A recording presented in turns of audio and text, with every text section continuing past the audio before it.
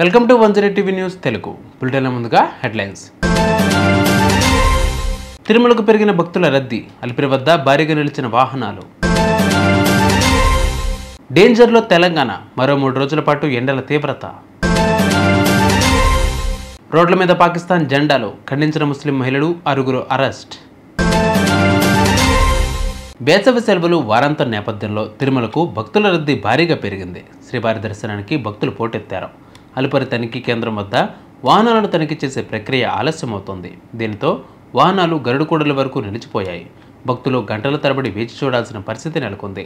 దర్శనానికి వివిధ సేవలకు ముందస్తుగా టికెట్లు పొందిన వారు ఇబ్బందులు పడుతున్నారు. సమయం దాటితే తమను సేవలకు అనుమతించరంటూ వాపోతున్నారు. తనిఖీ కేంద్రం వద్ద 45 మంది ఎస్పీఎఫ్ సిబ్బంది, 15 మంది విజిలెన్స్ సిబ్బంది ఉన్నారు. ఈ సంఖ్యను పెంచితే తనిఖీ త్వరితగిన అవుతుందని భక్తులు భావిస్తున్నారు.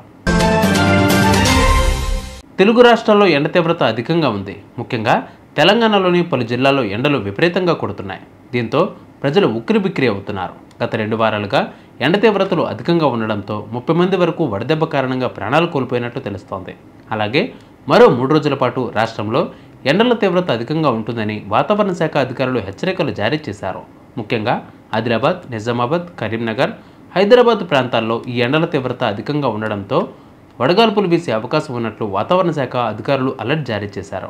ఎండ తీవ్రత పెరగడంతో పాటు ప్రజలు అప్రమత్తంగా ఉండాలని అధికారులు సూచిస్తున్నారు. అలాగే అవసరమైతే తప్ప బయటకు వెళ్ళవద్దని, ముఖ్యంగా ఉదయం 11 గంటల నుంచి సాయంత్రం 4 గంటల వరకు ఇటువంటి బయట పనులు పెట్టుకోవద్దని సూచించారు. ఒకవేళ తప్పని పరిస్థితుల్లో వెళితే మాత్రం తగు జాగ్రత్తలు తీసుకోవాలని, నిత్యం శరీరానికి నీటిని అందించాలని, ముఖ్యంగా పండ్ల రసాలను తీసుకోవాలని తెలిపారు. అలాగే కాటన్ వస్త్రాలను ధరించాలని సూచించారు. ఇదిలా ఉంటే తీవ్రమైన ఎండలతో పాటు పలు ప్రాంతాల్లో మోస్తారు వర్షాలు కురుస్తాయని వాతావరణ శాఖ తెలిపింది. పహల్గాం ఉగ్రదాడిని ఖండిస్తూ ఈ నెల 25న కర్ణాటక కలబుర్గిలోని పలు కూడళ్లలో బజరంగ దళ సభ్యులు నిరసన కార్యక్రమాలు చేపట్టారు. పాకిస్తాన్ జెండాలను రోడ్ల మీద అంటించారు. ఓ కూడలిలో పాక్ జెండాలను రోడ్లపై అంటించడాన్ని ముస్లిం మహిళలు ఖండించారు. పాక్ జెండాలను తీసి భారత్ తీసుకువెళ్లారు. అయితే నిరసనలకు అనుమతి తీసుకోవడంతో పోలీసులు 6 బజరంగ దళ సభ్యులను అదుపులోకి తీసుకున్నారు. కరెగుట్టలలో భారీ ఎన్కౌంటర్ చోటు చేసుకుంది. చూసారుగా వివాళ బులెటిన్ అప్డేట్స్. మరిన్ని అప్డేట్స్ కోసం మా ఛానల్ 108 టీవీ 24/7 ఫాలో అవ్వండి. నమస్తే.